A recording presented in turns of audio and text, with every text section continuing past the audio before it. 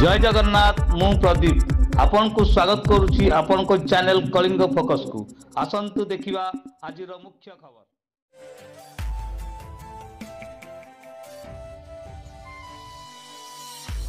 माँ को विषय वार्ता देवे। जय माँ तारिणी कंढाल जो माँ तारिणी मंदिर आज 18तम श्राद्ध वार्षिक अनुष्ठित होउछि। वार्षिक उत्सव अनुष्ठित होउछि। एथिरे आमर प्रथम दिन 24 तारिख दिन अंकुरारोपण हो जाइछि एवं 30 तारिख आज माँ कलश यात्रा अधिवास और अन्यान्य पूजा पर्वणी अनुष्ठित होब।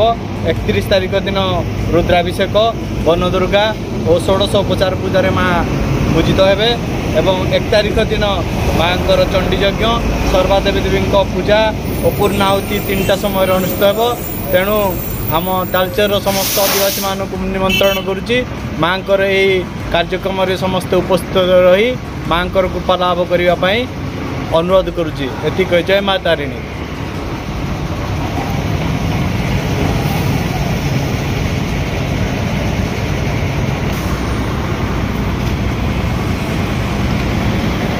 महाराज